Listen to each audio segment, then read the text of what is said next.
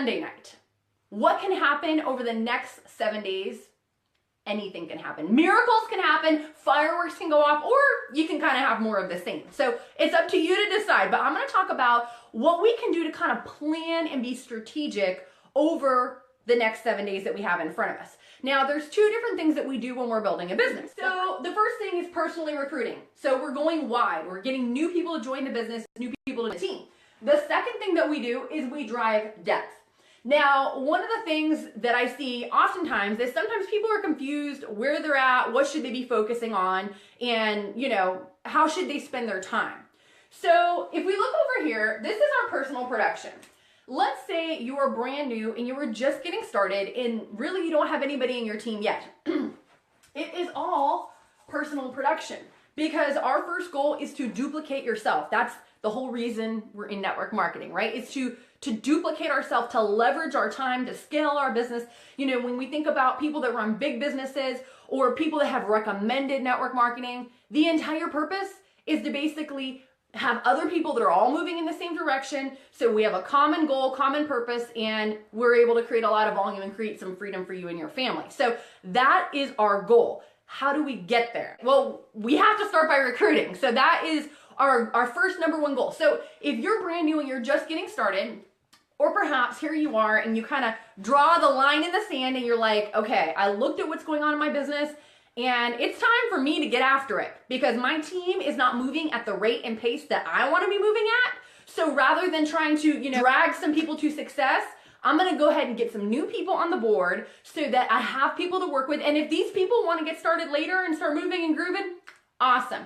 Jim Rohn has a saying he talks about, you can lead 1,000, but you can't carry 3 on your back. So we don't need to be trying to carry people to success. We want people that they want it just as bad as we do. And one of the common mistakes that I see people make, in fact, I just had a question asked by a dear friend recently is, but they're not quite moving at the pace I would like to move at. I'm like, awesome, get another one. Time to go recruit, time to go get another person. So how do we do that? Number one, we start by making our list.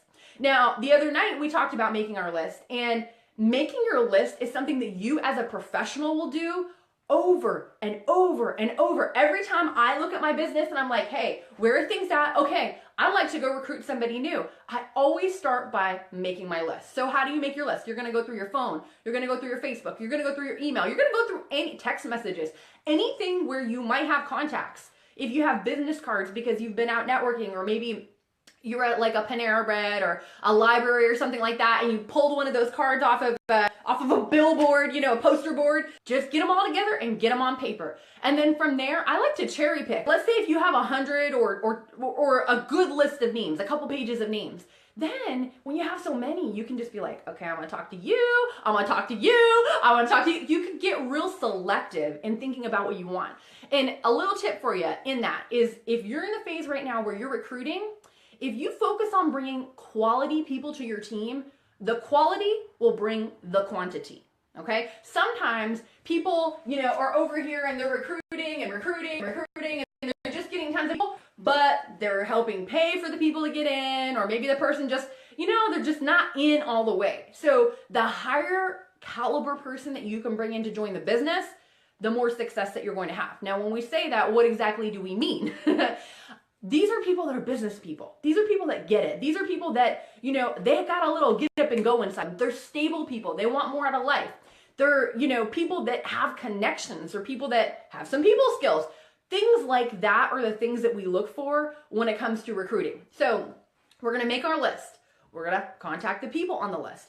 We're going to get out there and show the plan. Now, my personal favorite, I love doing one-on-ones because that's the primary way that we built our business.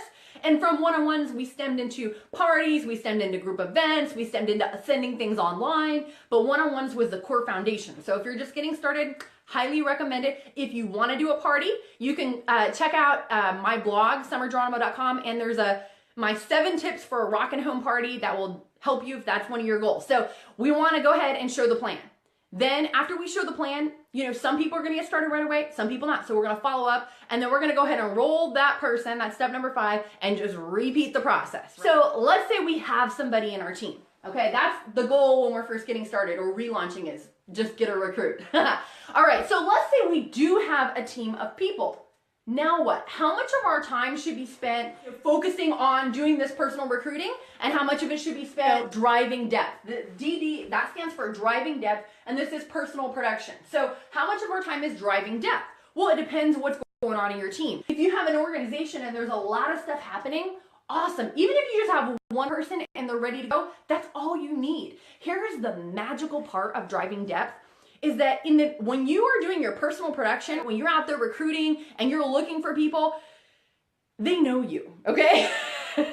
And so you're going out there, you're sharing what you have, you're gonna three-way somebody on, an expert or a leader or a mentor, so that you can help close that sale and get that person started. Now, when you have some people in the team and you're getting in with their list, talking to their contacts and getting in front of the people that they know, you're the expert. It's like awesome, okay? So it doesn't matter if it's you and one other person, you are still the expert, okay? So what do we do here? Driving depth is where the magic happens. Why? Because that's how you can put in 100 people and turn it into 30,000 people. It's because you're driving depth. It's not because you have personally recruited so many, it's because you got a couple key players that you brought to the table and you got to work with them. So our goal is, let's say we're over here and we have some action, okay? Some of these people, there's three types of people that are gonna be in your business. Person number one is gonna be a mover and a shaker, okay? They're out there, they're moving, they're grooving, and they're ready to roll. Person number two is like, gonna be more casual, okay? They're like, yeah, I'll share it here and there, but you know, I'm just gonna kind of go at my own pace. And person number three, even though they signed up and they joined your team, they're in the business technically, they're just a product user. And you know what? That's okay. So what we wanna do is we want to run with the runners, walk with the walkers, and love on the sitters, the people that are just using your product. Because if we try to push the people that are using your product or push the people that are walking, you know, when you push somebody along, that doesn't usually create a good relationship because they feel uncomfortable, you feel uncomfortable, and a lot of times it will cause people to leave. So we don't want to do that. We just want to identify the people that want to go and we want to be working with them. So what are we doing? What I like to do in driving depth is, let's say we have this person and they come in and they start sponsoring, and this person comes in and they get on fire and they start doing the same thing. You want to get to the deepest part of your business and continue to build that organization out. So what does that mean? That basically means running them through what we did over here, helping them contact people, make their list, contact, show the plan, and follow up. And that is the basic thing. So you have to think about, where are you at in your business right now? Do you have a team of people that you're working with? Or do we need to go focus on this personal production so we can get some new people that are joining the team, and then we have someone to run and start working with? So just think about that as you're planning out your week. Most of us, you know, a lot of people that do network marketing, they do it part-time. And you know what? What's great about part-time is it allows you to take that 10 hours a week that you are putting in your business and put some intense focus on it. And so you're able to maximize that time. You know, a lot of times people get started and they're afraid or they're nervous or they're unsure, and they just don't get after the thing that causes growth. So there's one thing that causes growth, and that is sharing what you have. Whether you're personally recruiting or whether you're driving depth in your organization, the more people that you can get in front of with what it is that you have, the more growth that you're gonna have in your organization. So just think about that as you're planning out your week. Kind of look at your calendar, decide if you're over here, who am I gonna contact? Do I have a contacting goal for the week? Like maybe it's 2 people a day or 5 people a day. I don't know. You have to decide what it is that you want out of this week and really out of this year, because if we can front load some stuff where we're stacking some new people in the team and we launch them, this kind of stuff can happen pretty quick. Like it can happen in a 30, 60, 90-day period.